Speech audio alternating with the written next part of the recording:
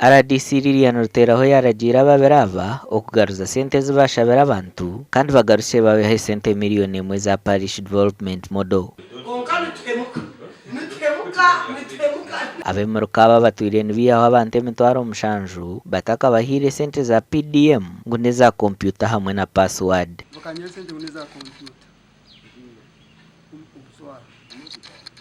Banyaho sente uneze nanga password umutwaro. Banyaho sente uneza za transport umutwaro. Banyaho ze nakaze zichimize chupapura umutwaro. Form za form. Kuba yishije banyaho umutwaro guno za form.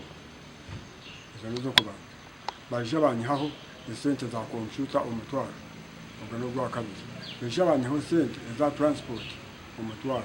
Tuje babinjira banyaho umutwaro n'estreka mukaba ntahire banja ngo babampire imitwaro 5 babampire imitwaro 50 yeno hati baza kumbere nayo umutwaro n'estreka bateka miliyoni nazibahereza. Abarikwiha Joel Visesa hamwe na Samuel Kagwa abemuruka kurwo mu rubugenza hamwe na Burugira umutawuno kanso ya MPF kahirgo hona na yongeragira ngo akabanza kubuzabuzibwa okiko buyagurize embuzi yarkwenda ngo ashashure bitu kandaba bakasigarana bamubanje mutware 3 kandi hanyuma yo kumara kuzibaha bakanga kumpandika ku kindi hasi yanje message erole kankezi basindikira abandi kandi kunaza kuzibabuza chief umwe wamugenza akanya mitwaro akashara mitwaro mukaga namwahe mitwaro 3 hasigara yo 3 kuyambulire nagaruka namgamake 3 yambuli anja mulaika kufego mugisha gwa kinana gwa kina cyenda na mwenda harigana.